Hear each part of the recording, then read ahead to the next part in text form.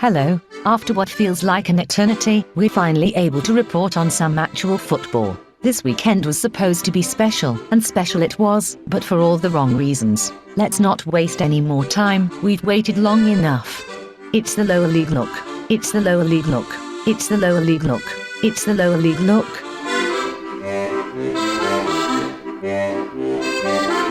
Right, cool.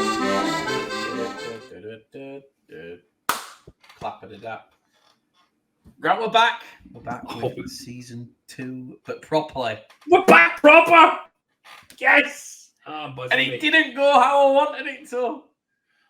It really fucking did, but we'll get into that. What we have got to mention, Grant, opening weekend. it's disgusting. It's disgusting, that's what it is. But what we've got to mention is it's Monday. This will be going out on probably Tuesday, but 24 hours ago, I know it's not League 2 related, but it does lead me on to something. England women brought it home. By the way, they certainly did. And do you know what? It's been 60 years since England have done a major trophy, and it just goes to show it takes a woman to finish a man's work. Yes.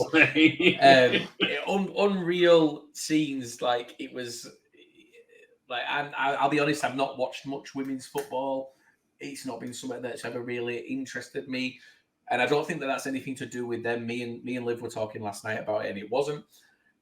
It's hard to talk about, I think, as a guy. It's hard to have an opinion on as a guy without coming across as sexist. Yeah. But what I was saying to Liv was that I felt that the pitch being the size that it was a detriment to them. And I don't feel like I feel like it made them look not really bad, but it made them look worse than they were. And that wasn't really what you want to see. But it was Wembley, wasn't it? Yeah, it's a massive pitch. It's huge. But do you know what? I think more big clubs and big stadiums should open their stadiums to the matches. Mm-hmm. For these Euros. It was only really I say smaller teams like your Brightons and things like that that were hosts. Yeah. Leeds did one. Sheffield United did one. Oh, I did a few, but yeah, I get what you mean. I think England winning, England women. Yeah, that one. The thing that I can't say is going to do absolute wonders for the women's game in England. I was going to say in this country, I'm not including that because women's football is probably shit up here. No, you're definitely not. You're from Scotland, and you're going to get on to people from Scotland later on. But the reason it was great. It was great. It's good to see, in like the papers and stuff are all really positive, and that's nice to see because if England men's team had won, there'd still be a negative headline. But the good thing is, it leads me on to sort of what's coming for us soon in the next couple of weeks, which is the girls from Her Game 2. The ones that follow League 2 clubs are coming on as guests, which is going to be nice because it's going to be good to see what they're doing, where they're heading as an organisation, and get a different perspective because I think every guy's perspective on football is the same, really. Like, I sit and talk to Liv sometimes about football, and it's weird to see how she sees it compared to how I see it. It's just a complete, chalk and cheese. So we've got that coming. I'm excited to get them on it. It's going to be really good, and I think the Her Game 2 people are doing a fantastic job. Yeah. Throughout every single club, and it's good to see clubs getting representation by Her Game 2. And it's growing. It's really growing as well, and I think that's showing that there's a lot of support and a lot of people that are getting behind them. So that's coming in the next couple of weeks. We do have another one now. We're not going to mention a name, Grant, but I know that you're excited by the other one that we've got lined up. I can't wait. That's coming 2 weeks' time. That's going to be a big one. So we're not going to announce. I don't think we're going to announce it until we record and it's done, and we can post a screenshot of this with us in and say you're going to want to see this. So, but we'll deal with that at the time. Let's get back into the football. Or let's get into the football, not back into it, because we haven't really spoke much about football over pre-season. It's just been about transfers, but we've got actual games to talk about. And you said, what a weekend for League 2. Do you know what? I think so many coupons were burst at the weekend with League 2 football. Yeah. Like, so many results didn't go the way that I thought they were going to go. there was goalless games where we thought there was going to be goals. There was pummelings where I thought there weren't going to be pummelings. There was shock results. It just goes to show, though, the first game of the season, anything can happen. We can make all the predictions. The bookies can make all the odds that they want. Yeah. No one really knows until a ball's kicked who's going to do well. And this is proving it. Yeah. It's proven what we've said all pre-season. This is going to be a really, really tight season.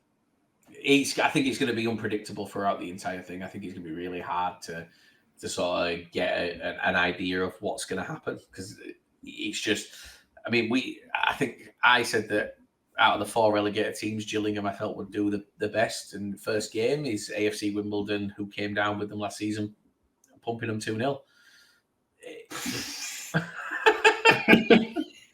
What? I think I've agreed with you that I can't even remember. Do you know what? I just done my league prediction the other day, and I can't even remember what I predicted for it. Yeah, I can remember 20 minutes later, so it's going to be a good end of the season where we read them.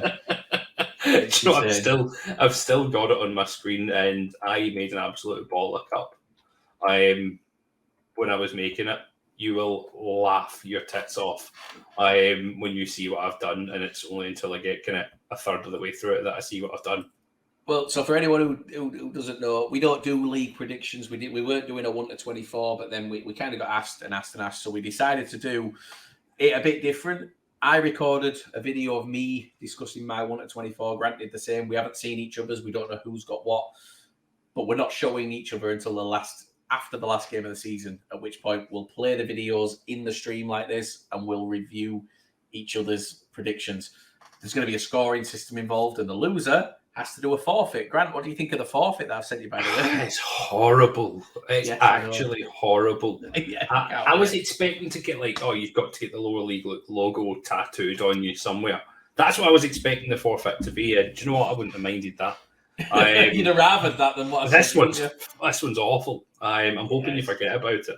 Oh no, I've got it bookmarked. It's good. It's all good to go. Such a bell end. Mine comes with a drinking game as well, by the way. What does? My prediction league. I decided to put a drinking game in it halfway through. And say anytime I swear, you've got to take a drink. Hold up. Anytime you swear, I've got to take a drink. No, anyone who's listening or watching, anytime I swear, they've got to drink. I've been knackered. But game 1, AFC Wimbledon. I didn't expect them to turn. To be fair, it was hard to predict between those teams. We don't know nothing about either, really. Aside from we had Matt from Jules and the Blood on, and aside from that, it was hard to really gauge what they were doing. But AFC Wimbledon 2-0. Wimbledon will be happy. I don't think Jules were expecting too much. If I'm honest, it's that.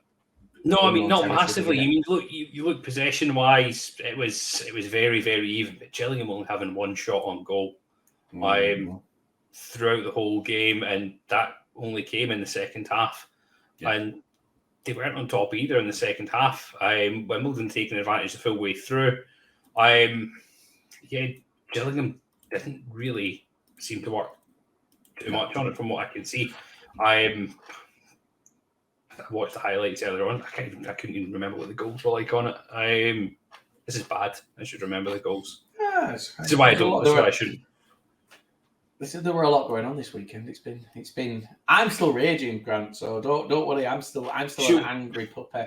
Should we get on to this? Why you're raging? I'm sorry, Wimbledon and Gillingham fans, for us moving on so quickly, but I think the next match does have a massive, in fact, not just one talking point. Not many. There's been many talking points in the Bradford-Doncaster game. And a lot of it stems down to a certain new referee in the league. Mr. Bobby Madden. Coming down, and he was known as what you would say, the best referee in the SPFL, or what people like to say was the best referee in the SPFL. Notorious for decisions in Rangers and Celtic games, notorious for giving out a red card or two. And he gave out 2, and I think he should have gave out 3 in this game. Now, I'm going to read some. I'm going to read something out.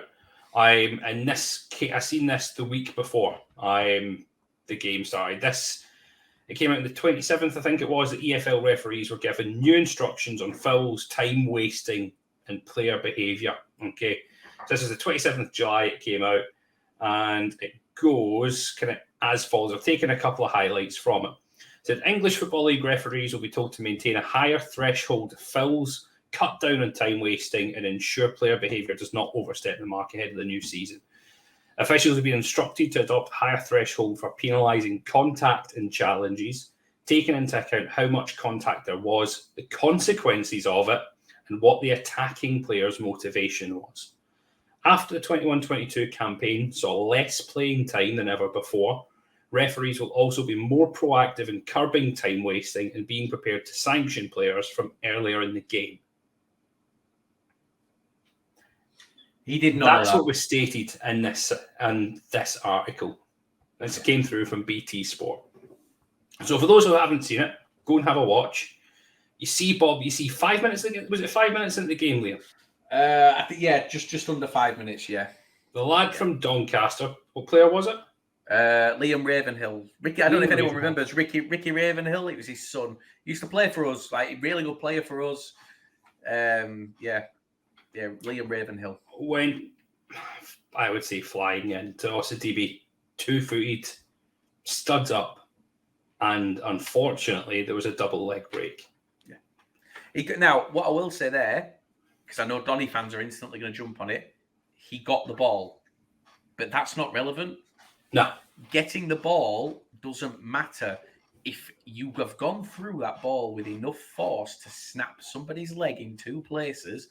You are not in control and you have endangered your opponent. That is a red all day long. The issue came with before Osadebe had even hit the ground, Bobby Madden had a yellow card out of his pocket. He'd not assessed the situation. He hadn't looked at what the outcome was. I mean, players around instantly knew.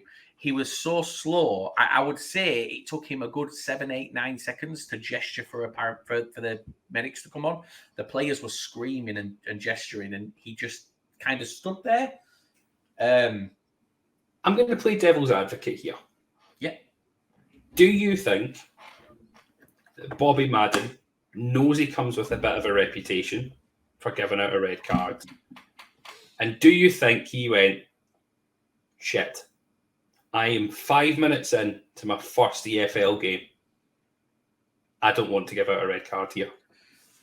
Honestly. No, because I think had it been a questionable foul where you would look at it maybe in two different ways and say, could be, couldn't be, maybe this was black and white. If Liam Ravenhill had stood up and had just punched Osadebe square in the jaw, he'd have given a red card. It was an obvious foul. It was an obvious red card. And we've got, the frustrating thing about this, and like I say, we're only 4 minutes into the game at this point, is that Liam Ravenhill is going to be available to play this Saturday, and Osadebe is probably not going to be available for the rest of the season. Yeah, that is difficult. He had, and this is, I spoke to someone after the game who was involved in getting him off the pitch, getting him to the ambulance. Osadebe, the leg break was that bad. He had 4 doses of morphine and was still screaming at the top of his voice. 4 doses. Fuck. He was screaming.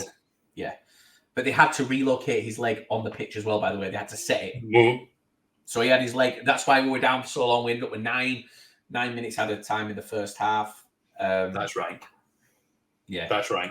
But that wasn't the only thing that Bobby Madden was involved in. Well, I mean, Lee Tomlin take a bow for this. If he can't take a bow, he'll fall over. It was. This is one of the most ridiculous things I've seen in football. Mm-hmm. I mean, I've seen some silly things. You've seen things like Beckham kicking Simeone and then him falling over, Beckham getting sent off. This, for me, is up there. We said the other week on podcast that Lee Tomlin's going to do something stupid this season. Yeah. He's taken one game to do something fucking stupid. He took 40 minutes. He didn't even take a game. Yeah, it was added time in the first half. Yeah. So this goes back to, again, what I was saying. in this article that referees have been instructed to adopt a higher threshold. This is for penalising contact. So this is one with saying less playing time than ever before. They'll have to be more proactive in curbing time wasting and be prepared to sanction players earlier in the game. Lee Tolden kicked the ball away not once, but twice. He got booked for the first time. He then kicked the ball away again. And then Jamie Walker came over and tapped his foot. And he went down like he'd been shot by a sniper. And do you know what? People think it's silly that Bobby Madden sent him off. But I actually think that was a very good decision. It was a good by decision. The referee. It was a very good decision. However, I've never in my life seen it. Like we were all around me, we were screaming, going, book him, get him off. But no one expected him to do it, because when he did it, everyone turned to each other and went, he's done it. He sent him. I think it's going to set intent for matches that he's officiating in the future that he's made. He's came out and he's made a statement with that. I think. Is it making up for what happened, or is it making a statement? I genuinely believe he was making up for what happened earlier. But the interesting thing is that Tomlin didn't get sent off. His second booking wasn't for the kick away or the dive to the ground. It was for descent. I was going to say it's complete descent. Yeah, no, it was for back chatting. That's what he's been sent off for. Mm-hmm. Like, it just, I think it was I think he was setting it. Do you want to know why I think he was making it right? Because Donny wasted time constantly throughout that game. Every time their goalkeeper got the ball, he would jump up for from a cross, catch the ball, pull it into himself, and then slowly drop to the ground and just lay there. He definitely managed the game well, is the fan reaction I've got from the Doncaster fans. Yes, but if Bobby Madden was enforcing that rule that you've just read there, that doesn't happen. And that's why I think he was basically making it right for what had gone on earlier, because if he has booked Tomlin for time wasting, for diving, for being basically just trying to con, then more players would have been booked throughout that game. I just don't see that was the thing. I think he was making it right, but it finished 0-0. The comfort that I'll take from this, and Donny fans are disagreeing with me, and I don't really know how. You've got the stats in front of you there. Look at the possession first off. So I actually seen this after the game. It was something like 80% possession that Bradford had. Shows intent of the style of football that you guys are going to be playing, possession-based football. But I've got to say, in the whole game for both teams, 3 shots on goal. This is continuing for Bradford what happened last season. Bradford last season couldn't hit a barn door if it was put in front of them. This season, the same start has happened to the season. They've got to improve on this. This is what they struggled with last season. It's got to happen.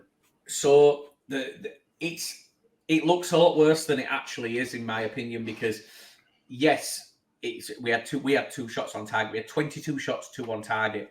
The issue was Doncaster had 10 men behind that ball. So our 22 shots were all from outside. Well, not all. There were some, but the majority were from 25, 30 yards. And we hit the post. There was quite a few that just dragged wide, a couple just over, but we were basically having to shoot from wherever we could. It's going to be interesting to see if Doncaster play these tactics more throughout the season. I think we will see more. They're screwed.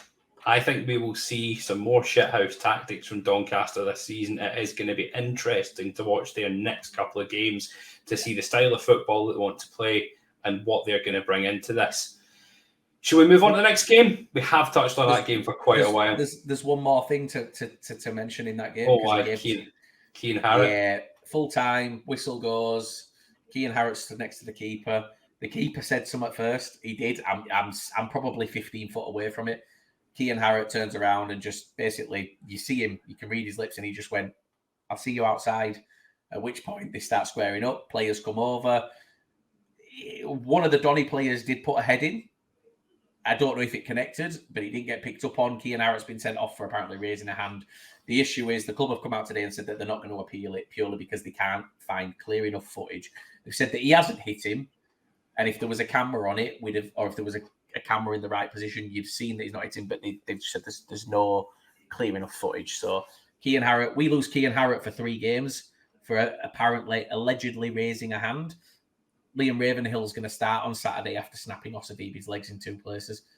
I don't think Ravenhill's going to see it as something that he deliberately meant to do, though. He's not at all. But I think he'll be the first one to hold his hands up and say he's probably ruined someone's season. It was nice to see Osadebe putting up on Twitter that he's doing well, his operations went well, and from us, I suppose we can just wish him all the best for his recovery, and hopefully we see him at some point before the season's come to an end, because it's a shame to see any player's season end that way, or anyone get a horrific injury. Carlisle v Crawley. This was always going to happen. Let's be honest. When that video went out last week, if I could have picked a single result that was going to go one way this weekend, it was Carlisle to turn Crawley over after that video. I think that, and Preston, if you watch this, if anyone clips it, we thought that video was hilarious. Yeah. However, your media guy, whoever put that video together, has thrown your players under the bus for the weekend just gone, because there was those Carlisle players, they needed no motivation, no team talk. You gave them their team talk. Simple. It just all you didn't need to do is show them it, and that was it. Sorted, that was done. What really showed in this game for me is Crawley are wanting to play Premier League style football. Crawley were playing one. They were trying to do one touch passes. They made 554 passes in the game. They completed 442 of them,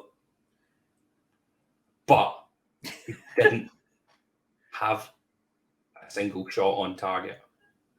And that's a team that have signed the 3 shots. They had 3 shots on goal, but they didn't have a single shot on target. 6 goal attempts.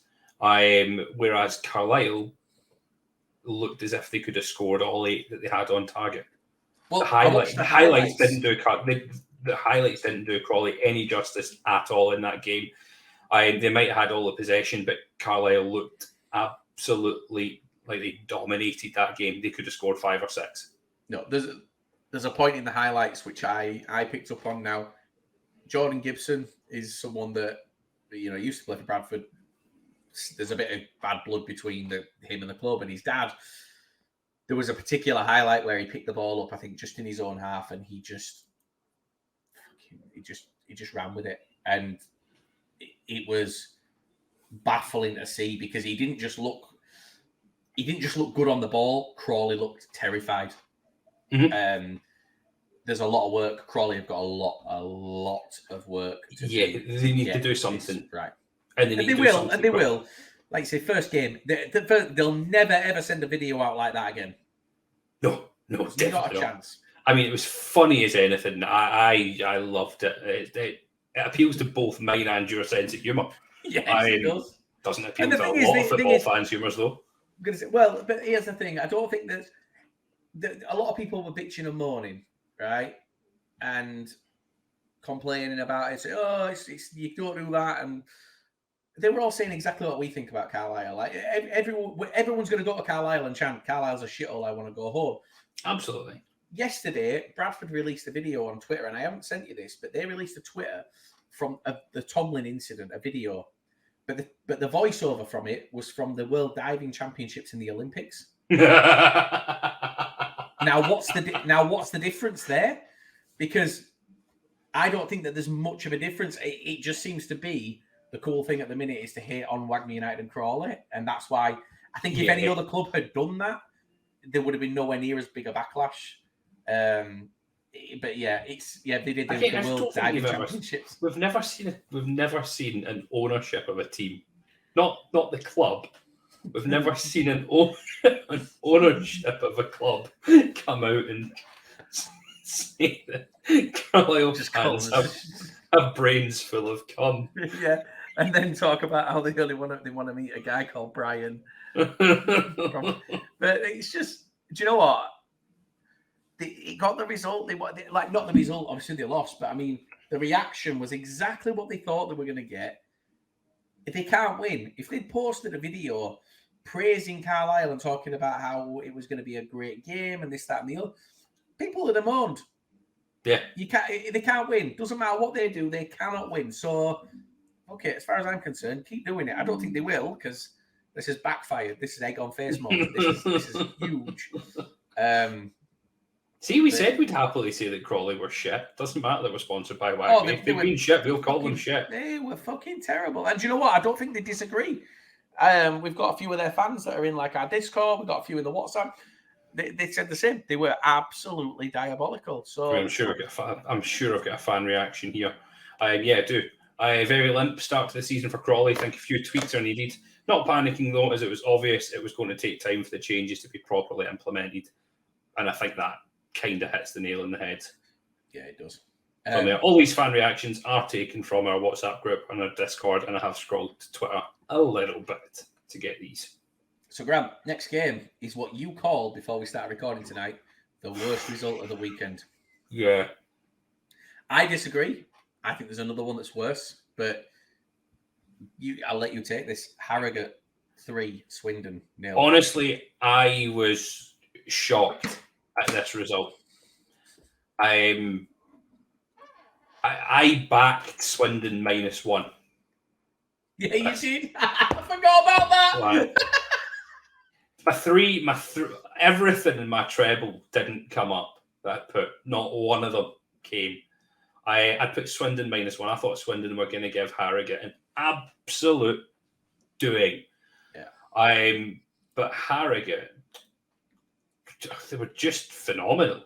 They've started this season how they started last season. Come out the gates fast. Yeah. And do you know who scored? Matty Daly. Matty Daly. He was the man of the EFL Trophy Cup, Pizza Cup, whatever the fuck we call it.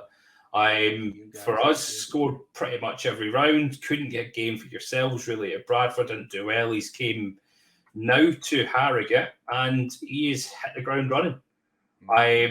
Pattinson as well, got a goal, and then Muldoon's goal. My God. Did you see Muldoon's goal? No, do you know I've got him up here. I'll let you talk. You can talk while I watch it. But Muldoon had only come off the bench, I think, 8 minutes. 67th minute he came off and he scored in the 76th.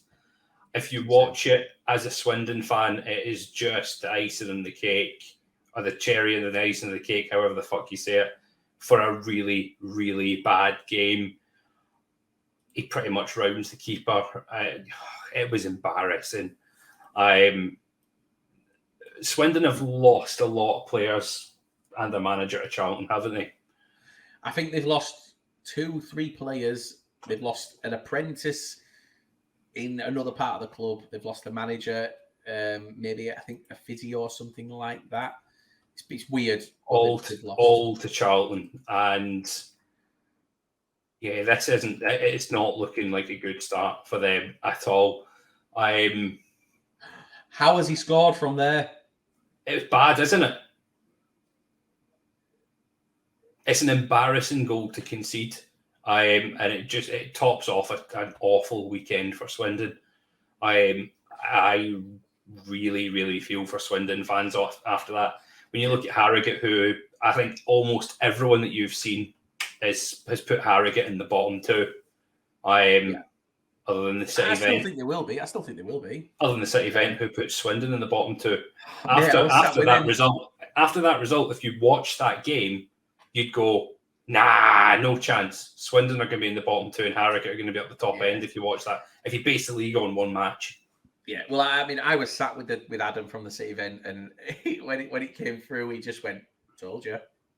I was like, it's one game, mate. Let's not get ahead of ourselves, but Jesus Christ. I was shocked. I think everyone was shocked. I don't... You just can't justify going from being in the playoffs. You know, I think top scorers in the league last season, I want to say, to just being absolutely anonymous against a team like Harrogate. Embarrassing. It's embarrassing. Moving on, though. From awful goals.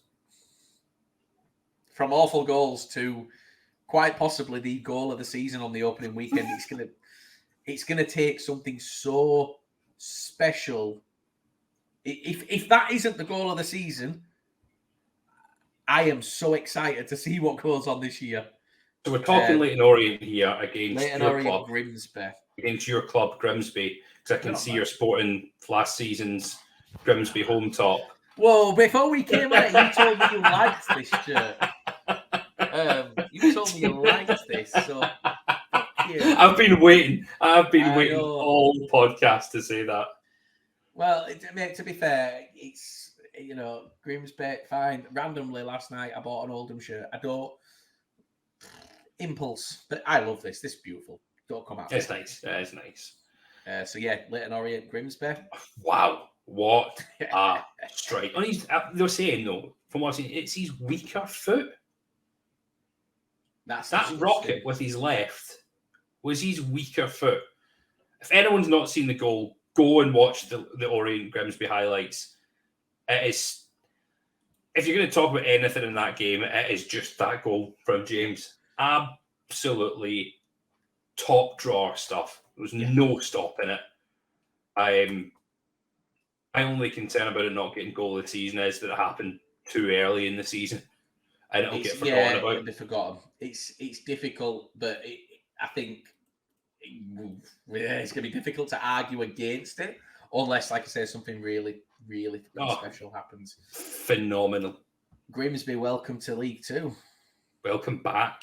Good to see them back. Really happy Grimsby are back in the league. Get your shit together because, otherwise it ain't going to be a long stay. Next game was Northampton, Colchester. I'll be honest, I said I don't think Northampton will be in the playoffs this season. I think they'll be sort of mid-table. I didn't see them struggling against Colchester. I didn't. It looked good, though.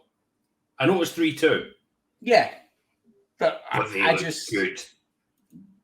I think this season is going to be... I think the end of last season is going to be too much for them going into this one. But, we'll see. We don't know. We reopen this here.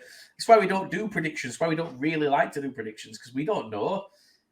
This weekend's proven it. No one knows. No one has a fucking clue. No. But, Northampton conceded 2, but scored 3. It's what you want. If you score one more than the other, you're fine. You're laughing. Happy days getting through 3 points. I can't talk tonight. Happy days getting the 3 points on the board for them. No, welcome back in Northampton to the top end of the table. And do you know what? I do think they'll do it all right. I do after watching that. We'll see. I mean, 89th minute winner. It's you've got to have the legs, and I think that's what we've seen quite a lot over this last couple of seasons in this league. You get the legs, you go to the last minute. I mean, we played 98 minutes. I don't know. Teams just seem to give up. Maybe Colchester did. I don't know. I don't think you've got a Colchester's reaction or not. I don't have a Colchester reaction on this. No, sorry, Colchester. One of the most surprising results for me this weekend was Crewe turning over Rochdale. That's the one I had it down as a draw. Yeah, I didn't think that. I mean, Crewe were 2-0 up. Crewe fans were absolutely buzzing. This was like, for them, they were like, yeah, piece of piss. Crewe 2-1 against Rochdale. It seems like, from what I've read, Rochdale were very, very lethargic. Didn't seem to really get going from what I've read. Very Rochdale. Very Rochdale, yeah. Middle of the road. Didn't look either way. Didn't look shit. Didn't look great. Just looked Rochdale. And I think that's the standard. I think that's how we should gauge teams this season. Well, where are you on the scale of like 1 to Rochdale? No. I think it should be, where are you on a scale of as of this weekend? Barrow? No, not Barrow, because that's pretty shit. Swindon to Hartlepool to Walsall. Yeah. And Rochdale are 5 on that 10 scale. I think we'll stick with that. Rochdale are always the 5. On the Rochdale scale, where do you sit? Rochdale are a 5 out of 10. Where are you? I like it. But yeah. I think the thing out of that game that everyone says it's proved right is how do you get Devante Rodney to play well and you make him angry? They were 2-0 down. He must have got angry because Devante Rodney scored. It seems to be the only time that Devante Rodney scores a goal is when he sees the fucking red mist. It was the same when Hartlepool were down and facing relegation. He scored 2. I can still hear the commentary in my head. And he just seems to do well when he's pissed off. Yeah. Well, do you know what? If it works, it works. Piss him off. Let him get pissed off. You know, it's the same with Harry McKirdy. Wind Harry McKirdy up and you will concede. Certain players just have that sort of, or he'll post on social media about you. Well, by the way, we have some, for anyone who doesn't know, we do have some gifts coming. To be fair, they should have been here today. They're not. Looking at my letterbox as if Postman's going to come at 8:45 tonight. They're not here yet, but when they get here, I'm excited. We'll wear them for next week's. It's going to be great. Can't wait. Do you know what? One of the more surprising results of the weekend then.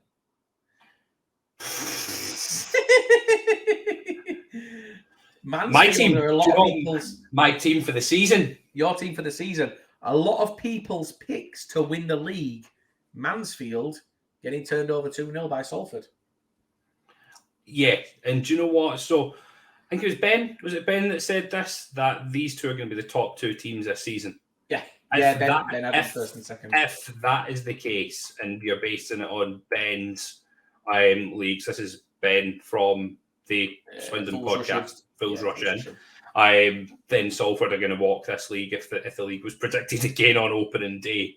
Yeah. Results. Salford, I think, really, really shown that they just consolidated over pre-season. Yeah. And they brought in just players that they need to improve. They absolutely played Mansfield off the park. 19 free kicks Salford had. 19. Yeah. With only 39% of the possession. But you look at it, if I showed you those stats from that game, you would not in a million years predict a 2-0 win for Salford. You wouldn't predict a win for Salford. No. You got Mansfield, 61% possession, 14 shots, 4 on target, 7 off goal, like 9 corners. Look at the passes, Grant. Look at Mansfield passes. 536 passes, 445 completed, and they lost 2-0. Again, you look at the exact same with the Crawley stats. Yeah. As well. That amount of passes played, that amount completed, they still lose. They're just not good enough. They had, I think, was it one real open chance from Rhys Oates, who didn't put it in. Unusual for him. He's their top goal scorer from last season. He'll be looking to add more to his tally. Not with performances like that. They won't. Mansfield fans, I've got in there saying didn't play. This is I've got 2 different reactions here. So, but didn't play badly. Some poor refereeing decisions. Need to finish our chances. Salford's a shit ground. No pubs. The fans are wank and don't even sing when they're 2-0 up.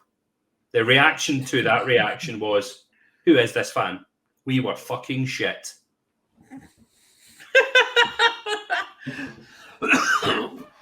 Joking here. That's. I'm not wanting to keep going back to the Bradford game, but when we're talking about 2 parallels in fan reviews. So he's not wanting to, but he's going to anyway. No, I'm gonna, because I think this is what baffles me. So when I came out of the ground on Saturday, I was talking to some Doncaster fans. I had a nice little chat with them just about everything that had gone on, what were their views on the leg break, blah, blah, blah, blah. And one of them said to me, now, Critchlow, who you know very well, yep. Swindon know very well, unbelievable player. He was right next to Osadebe when he broke his leg, instantly dropped down, head in his hands, crying because of what he'd seen. Didn't expect him to be able to play on. He didn't just play on, he put on a man-at-match performance. Best player on the pitch by a mile. Got outside the ground talking to Donny fans, and they literally said, how did he win man-at-match? He was worst player upfield. It's a funny old game, isn't it? Yeah. It's insane how you view it in 2 different ways. But yeah, those were 2. You're talking about 2 guys from the same team having different views. Mm-hmm. Insane. But what happened next, Grant? What's the next game? What's the one that I mean, don't think anyone in this league would have predicted? I mean, Stockport 2, Barrow 3. Barrow were 3-0 up at half time. Yeah. 3-0 at Stockport. That is where I think fantastic. Yeah, they won. But I think that raises alarm bells that they were 3-0 up and nearly threw it away. I don't feel they've got the legs. That there was a disallowed penalty as well.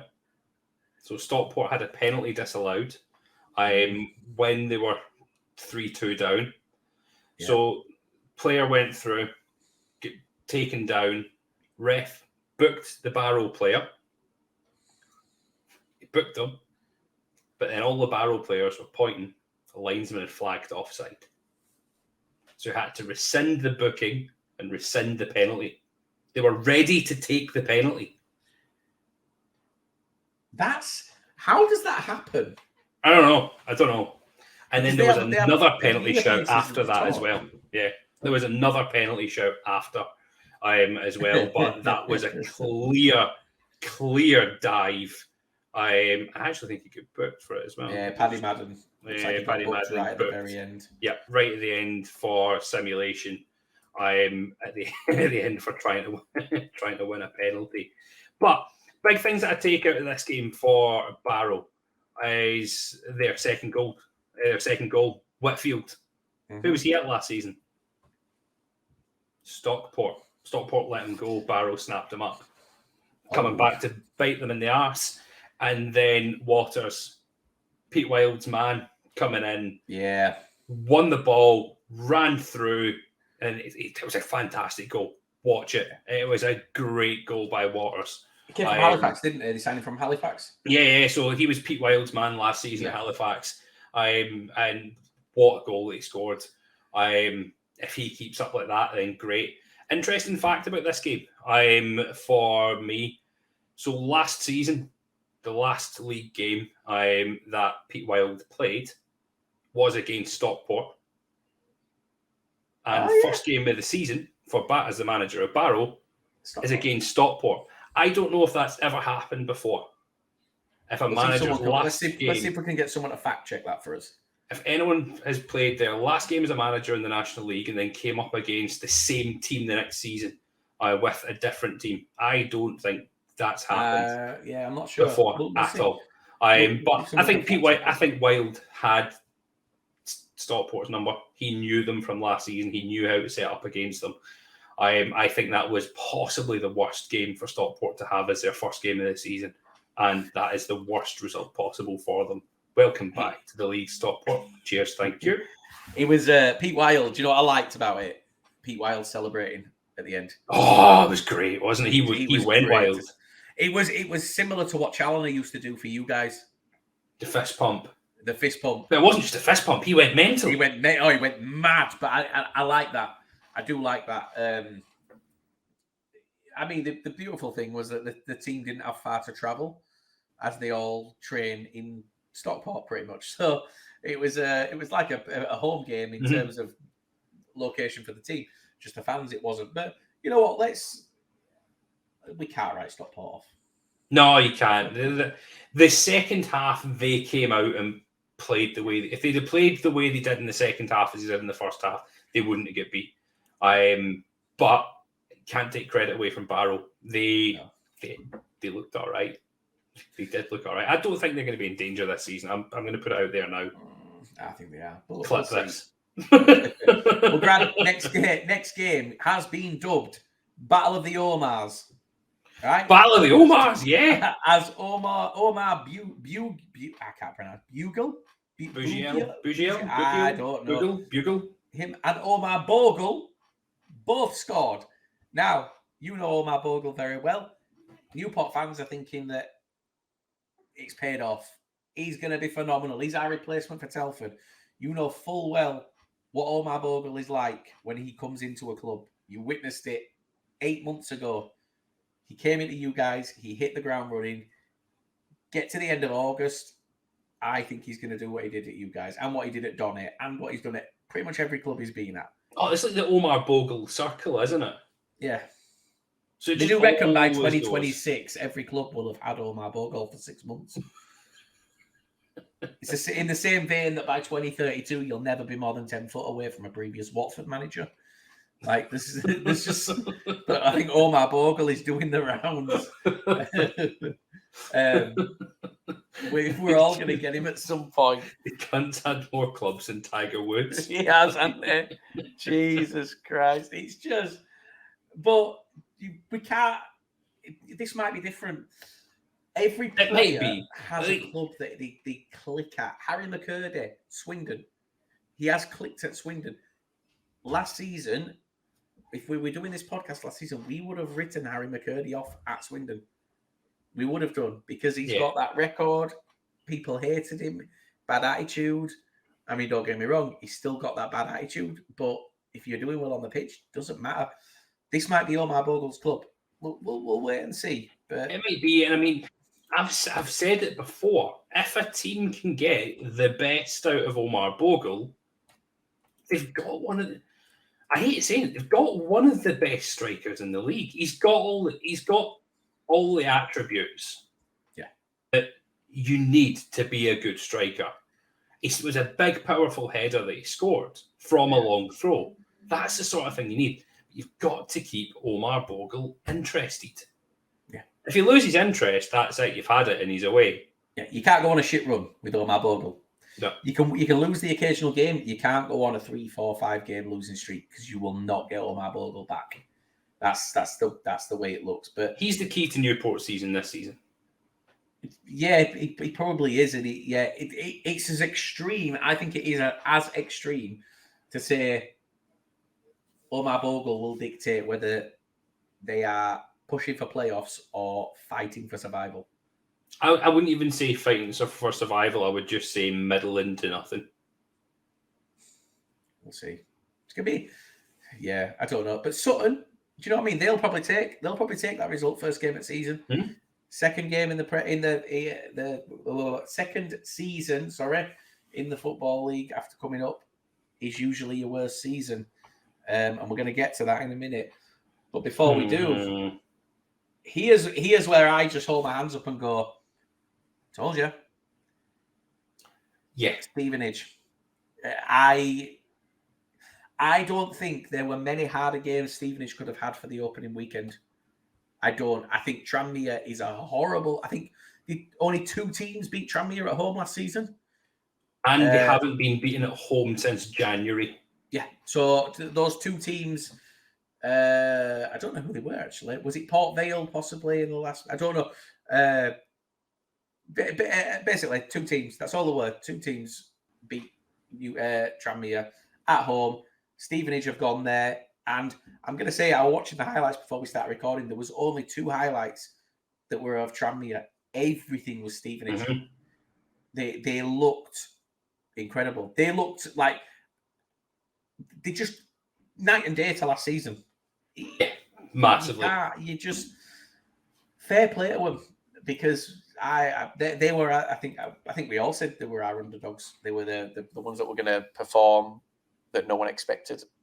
To go to Tranmere is just 100%. It's a difficult place to go. I'm only watching this from highlights point of view. Tranmere's defence looked shaky. They lost Peter Clark, and he's 40 years old or 41 years old. Was Peter Clark, and people were like, "Yeah, no, he's old. He's got to move up." I disagreed. I think that he was the thing that held them all together. They signed Byrne, didn't they, from you guys? Yeah. Again, I think we disagreed on this last week. I don't think that was a great signing for them. I just don't. We took Odesina. They took Byrne. I think we got a much better deal, not just on age-wise. I think that I don't know what it is about Byrne. I don't rate Byrne I think you do. I rate Byrne. Yeah. But I'd never say that I've seen Byrne give a 10 out of 10 performance. He's Mr. Consistent. Average. Yeah. He's your Rochdale right? on the Rochdale scale. So I think we found a title for this podcast. The Rochdale scale. Rochdale Scale. Oh, So- we can't, Grant, because Rochdale's goalkeeper follows us. Oh, we like Rochdale's Richard O'Donnell. goalkeeper. Sorry, we Richard. fucking love Richard O'Donnell. The Rochdale scale is now a thing, and I think deep down or behind closed doors, you're going to have a right giggle to yourself about that. The Rochdale scale is truly a thing. It's a thing. We've got our first thing of the season. We have. Yeah, do you know what? Yeah, he's your Rochdale centre back. He's so consistent. Rochdale aren't consistent. They could be consistently shit. but they always. He's like a 6 out of 10.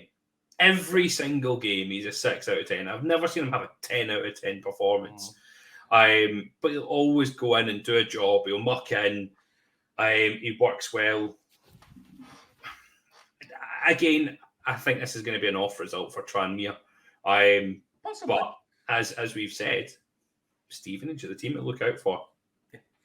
Yeah, I think they are. But there's another team, Grant. There's a team that everybody. I said, someone asked me not long ago to name my top 3 this season, and I said Stockport, Bradford, and Walsall. And everybody went, "Why would you put Walsall there?" Walsall, currently, I know it's one game, the top of the league. Do you know why they're top of the league? Because they smashed you 4-0. And by the sounds of things, after hearing what you've said, after seeing what people say online, 4-0 was the best you could have hoped for. Like, they could have gone for so many more. It could have been more. Was chance saved off the line. Killip made a couple of other saves. Hartlepool weren't in the game at all. I can maybe give credit to one Hartlepool player on that pitch. Is that Jake Hasty? No. Oh. Not even Jake Hasty. Umera. He tried. He had a couple of chances. And he looks like he will be a decent forward for Hartlepool. A lot of work is needing done by Hartlepool. Look at Wimbledon coming up this weekend. I'm saying we have got Wimbledon coming up this weekend, and we've got a lot of work to do. Paul Hartley, after the game, came out and says that team will never, ever play like that again under him. But what's he going to do if they do? Fuck knows. I always wonder when managers say that. Yeah, that'll never happen again. The depth isn't there at Hartlepool to go and change your 11 like it is at some other teams. I think next weekend we will see a changed 11. I don't think you'll see Senna and Featherstone playing in the midfield together. I think the midfield's the area where he's going to change it up. I would like to see them play 3 at the back and bring Mini Esse in between Murray and Lacey to bring a bit of Football League experience in. And in the defence, and Sterry will be back at right back for Hartlepool this weekend because Tumulty probably had the worst game of his career. I was just going to ask how he did because I feel thinking that Tumulty was going to have more games than Sterry this season. I did. But it's not purely based on that I think he's a better player. I think Sterry's, I'll hold my hands up and I'll say I think Sterry's one of the better right backs in the league. I agree on that 100%. I think he's a phenomenal player. Yeah. It's just based on injuries. Sterry he is prone to an injury and he's prone to a red card, which is why I just had an inkling that Tumulty will play more than Sterry at right back this season. Sterry has a complacency as well. Yeah. I think he becomes complacent when he's not got that challenge. You need Tumulty to be, when he is getting those chances, you need him to be on form. And if he's on form, looked nothing like they did pre-season. They were very, very poor. But I've said enough about Hartlepool. Let's not take this away from an absolutely dominant performance by Walsall. I think they would have beaten any team in this league comfortably this weekend. Johnson had a great game. What a debut for him. Had a lot of debutants scoring this weekend, but Danny Johnson scored a hat-trick. Opening weekend hat-trick. It doesn't get much better than that for a player. No. Gave his wee DJ celebration. Dominant in. earned his position very, very well in the League Two Team of the Week. Yeah. I'm not got much else to say on that. No, and I think, we've mentioned it a few times. Michael Flynn is one of the best managers at this level. He is. He's great. I think you called him the nearly man last season. I don't know. I'm pretty sure. I think when I said I would take Flynn at Hartlepool, you went, he's the nearly man. Yeah, he'll get you almost where you want to be. Mm-hmm. But he's still very early in his career. He will get you almost. There's going to come a point where he learns how to get you where you want to be. And at that point, Michael Flynn ain't a League Two manager. He's already borderline not a League Two manager. He's good enough to make the decisions of a club higher up. But to do it long term is where I think he struggles at the minute. So I think he'll get it right this season. I think Walsall are going to be up there, and then that happens at the weekend. It's kind of hard to really argue Who've they got this weekend? Let's have a quick look moving forward. They're playing Newport County. Ooh. Flynn's old team at Newport. Let's move on to this weekend then. Let's do it. I think we've got a good time to move on to that. Yeah. So, first game. Yes! The Battle of the Bees. The Battle of the Bees. Bradford City travel to Barrow this Saturday. Do you know what? Do you know what I think it's going to be? I think we're going to lose this. Because we've signed a lot of players from leagues above and that have played consistently in leagues above. I think a lot of them are in for a hell of a shock when they pull up at Barrow. Barrow, it's going to be interesting because Barrow are still going to be riding on a bit of a crest of a wave after beating 100%. Stockport. If they beat Stockport, they'll be 100% thinking they can turn us over. If they come out first 2 games of the season, it beat Stockport, beat Bradford, 2 people that people are tipping to win the league this season. What a fucking start to the season. My brother-in-law, you retweeted this from our account. He went, because I think you said predictions for the league, and he went, Barrow to go down, and you retweeted. I think you just retweeted it to retweet it, but a lot of people have tipped Barrow to go down. But if they come out and win their first 2 games of the season against two of the better, I'm saying in inverted commas for those listening on Spotify. On paper, best teams in the best teams in the league. I mean, the fans like to let us know they're the 2 biggest teams in the league. Ben. I love you, Stockport Ben. It's all right. Yeah, we've got 2 Bens now, by the way. So we've got Stockport Ben and Swindon Ben. It'll be great to see. I would love to see Pete Wild win both of these, win his first home game at Barrow. I think it'd be great. What else we have? Colchester v Carlisle. I can't think of a more drab game. I genuinely can't. And that's no offence to either team, but I just can't. Carlisle are going to win it. Yeah, they are. They're going to win it. It's going to piss me right off, but Carlisle are going to win it. Mm-hmm. And do you know what? Crawley had the opportunity to have a decent start to the season against Carlisle. If they struggled on Saturday, this Saturday is going to be horrific. Yeah. Going to be a tough one against Orient. Really tough. But it'd be just like Crawley to turn them over. So I'm not going to do predictions. Carlisle, I think, is an obvious prediction. Crawley, Leyton Orient's going to be hard. Crewe, Harrogate, another one. I would have, to be fair, before the weekend just gone, I'd have put both of them to struggle, and it'd probably be a boring 0-0 draw. Yeah. Both of them had decent weekends. I don't really want to. Again, it could be an interesting game. Yeah. Doncaster Sutton. Without Tomlin. Yeah, without Tomlin.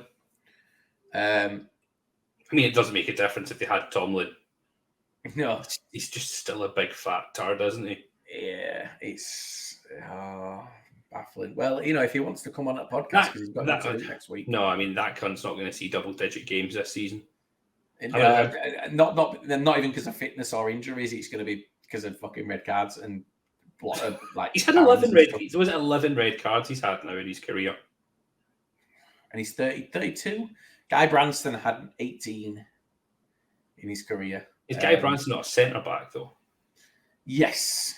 Yeah, Lee Tomlin's an attacking midfielder. Yeah, it don't make much sense, does it? No, it doesn't make much sense. Then we go Gillingham, Rochdale.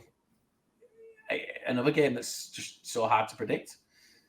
It's hard for me to get excited. Sorry, but it's hard for me to get excited about the game.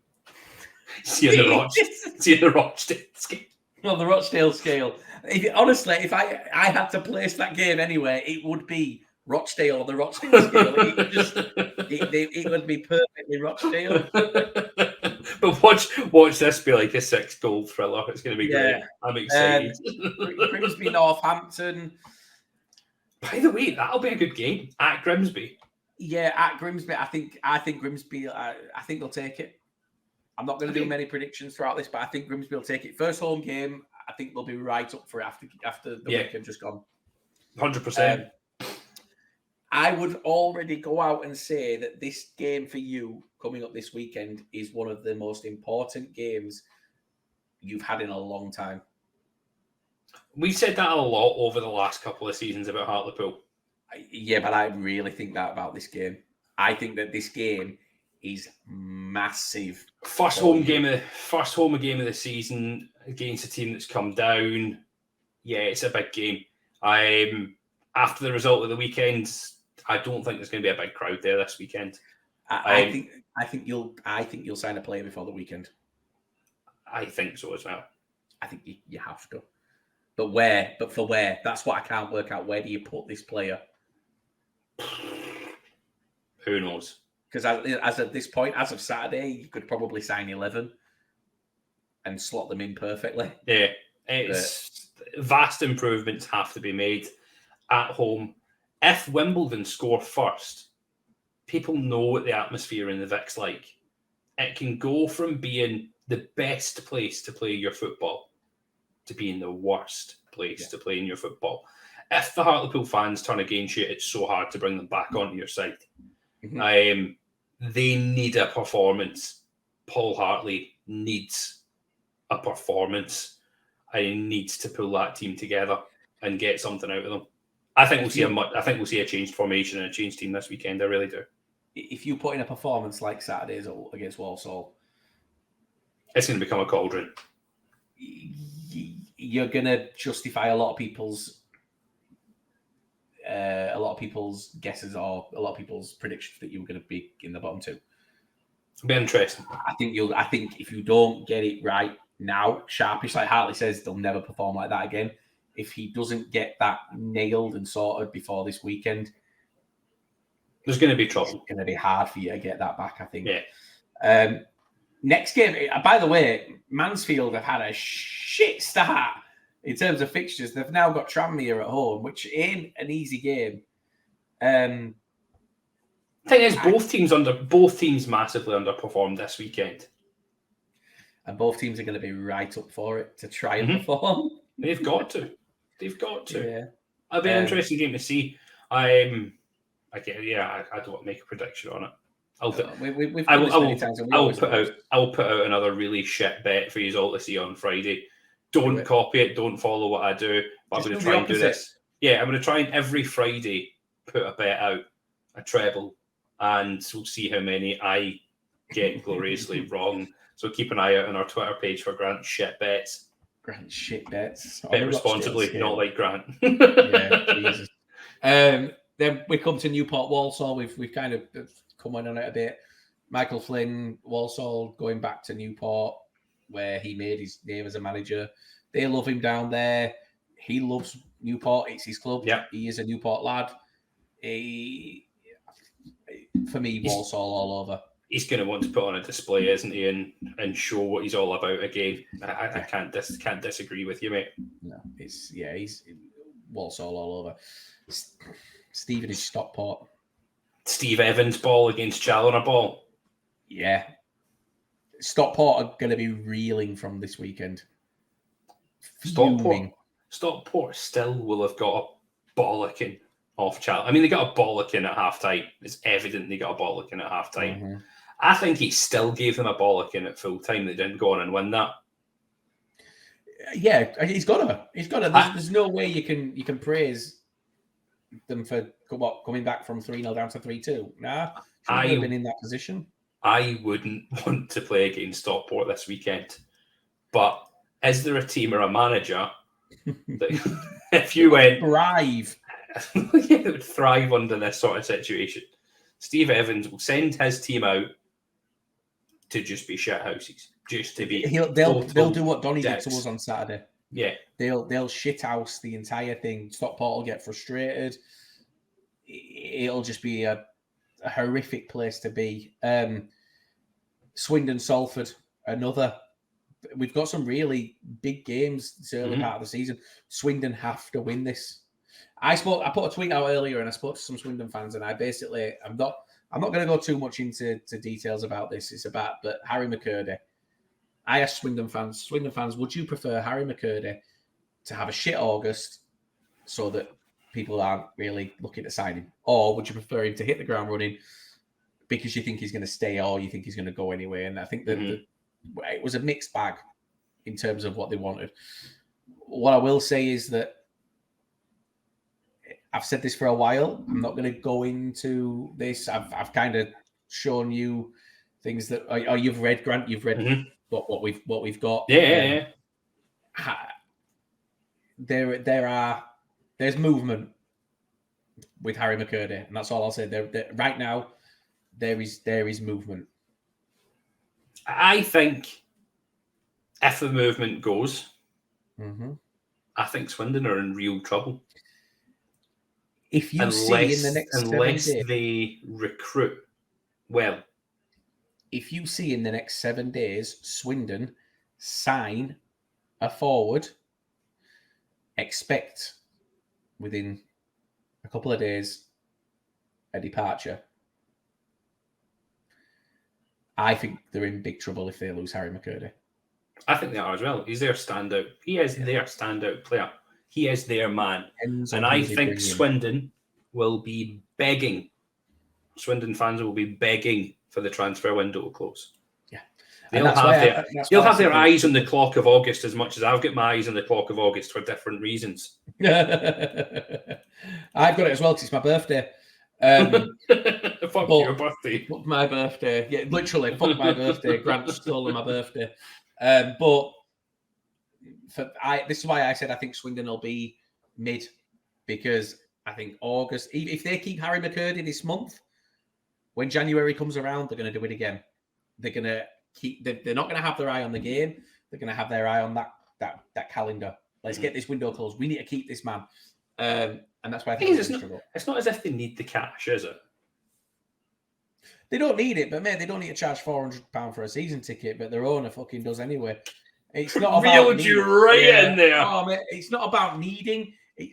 I'll be honest and I'll say it out loud. I think he's a greedy bastard. I think he's got a project that he wants to do at Swindon. Now, I don't disagree with that project. I think Swindon, upgrading the stands, improving on the stadium, phenomenal. Fans shouldn't have to pay for that. Someone tweeted and went, yeah, but half the stadium's going to be owned by the fans, so I'm going to own part of the stadium. I'm like, well, what if I didn't want to own part of the stadium? What if I just want to come and watch football? We had a few years ago, we had our season ticket prices and we had an additional, and it was we called it a war chest, Stuart McCall's war chest, for him to have an extra transfer budget. You could pay on top of your season ticket to donate towards it. Don't force people to pay for your project. Who in the right mind would trust Stuart McCall with extra money? Nate, when we lost Derek Adams, I know for a fact it was before Derek Adams came in. I know for a fact that one fan emailed into a person high up at the club and suggested Stuart McCall was brought in with Wayne Jacobs as a management team. Stuart McCall was sacked 4 months prior from Bradford. And this person said, bring in Stuart McCall as manager for his fault. Fuck off, Stuart. Why have you got me on Stuart McCall? Fuck. I love Stuart McCall, the player. I don't rate Stuart McCall, the manager. And the fact that we have to now separate the two upsets me. I love Stuart McCall, the player. Swindon, I think your owner is fleecing you. I do. And I don't think many people disagree. And I think deep down, you guys agree with it. He's Del Boy in you. it wouldn't be a season of lower league look without us calling out some sort of ownership model, would it? Now, I'm still going for Scunthorpe. I'm still asking Peter Swan to come on, but we'll finish this off now because we've covered everything. Some good news, and it ain't League Two, but it was when we first started this. The first club we covered when we started doing the lower league look was Oldham. Yeah, Oldham takeover confirmed, done, dusted, signed. The guy who's come in from Oldham, I just want to take him for a pint. I'd love to go for a pint with him. He is an Grant, did you know that he's? Have you read about him? I've read that he's got a coal-powered car. He's got a coal-powered Land Rover. What He a guy. also, at the age of 70-something years old, climbed Kilimanjaro. How old is he? Right. So I'll read this now. Oldham Athletics. So this is the information that we have on the guy. Frank Rothwell is his name. 72-year-old flat cap wearing Lancashireman. Yes. He is. And do you know what? Swindon Ben nailed it. He said if I typed in on Google "man from Oldham," that he would be a come photo up. that you would want. Yeah. So looking here, he was awarded the Freeman of the Borough in 2021 for outstanding contributions to Oldham. Let's have a look. For fun, amongst other things, I made the first Land Rover to be powered by steam and coal in my garage. And this year at 70, I became the oldest person to row a boat solo across the Atlantic Ocean, raising 1.1 million for the Alzheimer's research. He's just a fucking lunatic, and I love it. Yeah, I love it. You've got to see it. The good thing is we've got a good relationship with Oldham, and we've been invited this season to come at some point. So we're going to get there. I'm going to try and get with him, try and speak to him because I think he'd be a great character. And I think, I'll be honest, he'll put a lot of the owners in this league to shame because he gives a shit about his club. It's just a shame he's in a league that's so hard to get out of, and I think it's an even more difficult National League this season. Good luck to Oldham this season. I really hope he's doing well, and we hope to see you back next season. Yeah. So guys, that'd be a fairy tale. It's a nice thing to end on that, isn't it? But we've reached the end. We've covered our first week back. I'm excited. What a week! Let's get into League Two for the round 2, as it's called on Flash Scores. What day? Yeah, we'll do some recording next week after those results. There's then cup games coming as well. But yeah, Grant, walk us out. Let's walk us out. This guys. Thank you very much for listening once again. We love absolutely every single one of you. Don't forget to follow us on all of our socials: Facebook, Twitter, whatever else. We have YouTube as well. Subscribe, follow, retweet, like, do whatever you want with it. Give us some good comments. Tell us what you think of the episodes. Listen to us on Spotify, Apple Music. Give us a good rating on there. Rate us 5 stars. Spotify, comment, whatever the hell you want. We do not care. Come and join us on our Discord. We have our Matchday Live chat group. Have a chat in there. Also, we've got a link to our WhatsApp group. Come and join that. It's good fun. It's got a really nice community building in here. We've done a lot of good work this week. We are reaching out to mental health charities to see if we can partner up with them for things that we've had ongoing. Big up to our community. We love absolutely every single one of you. Guys, we will speak to you next week. We have been the Lower League Look. Don't be a dick if you join the WhatsApp. Thanks to sponsors. Thanks to Wagner United.